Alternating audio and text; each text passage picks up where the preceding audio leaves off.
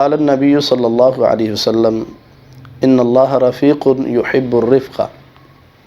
بھائی کا سوال یہ ہے کہ کیا رفیق اللہ رب العزت کا نام ہے؟ دیکھیں، اللہ رب العزت کے صفاتی نام قرآن مجید میں، احادیث میں بہت سارے ذکر ہیں، اور رفیق جو اللہ رب العزت کا نام ہے یہ نبی صلی اللہ علیہ وسلم کی اس حدیث سے ثابت ہے جو میں نے آپ کے سامنے پڑھی ہے۔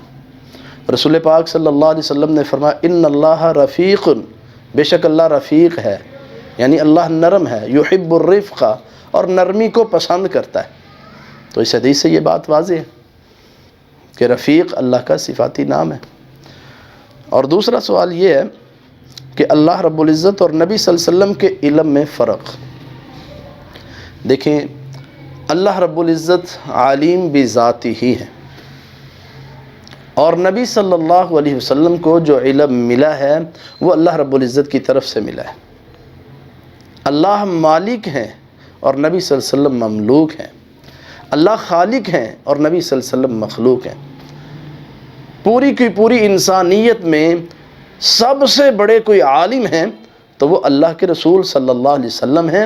اللہ کے رسول صلی اللہ علیہ وسلم سے بڑھ کر کوئی عالم نہیں ہے، اور اللہ رب العزت کا جو علم ہے وہ لا محدود ہے، اور نبی صلی اللہ علیہ وسلم کا علم محدود ہے۔ اللہ رب العزت کا علم لا محدود ہے اور نبی صلی اللہ علیہ وسلم کا علم محدود ہے۔ یہ ایسے ہی ہے کہ جیسے یہ بات کہی جائے کہ اللہ سنتا ہے اور انسان بھی سنتے ہیں، تو اس کا مطلب کیا ہے کہ کیا انسان اللہ کی اس صفت میں اللہ کے شریک ہو گئے؟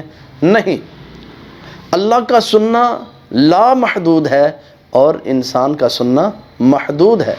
ہم کمرے میں بیٹھے ہیں، مسجد میں بیٹھے ہیں، جہاں بیٹھے ہیں وہاں 2 3 4 آدمی بات کریں تو ہم سن لیتے ہیں، لیکن اللہ رب العزت تو ساری کائنات کی سنتا ہے، تو اس لیے اللہ کا سننا لا محدود ہے۔ اسی طرح نبی صلی اللہ علیہ وسلم کا علم محدود اور اللہ کا علم لا محدود ہے۔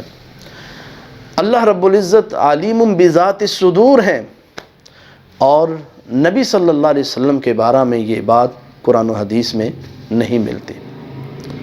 اللہ رب العزت ہمیں سمجھنے کی اور عمل کی توفیق دے، وما توفیق الا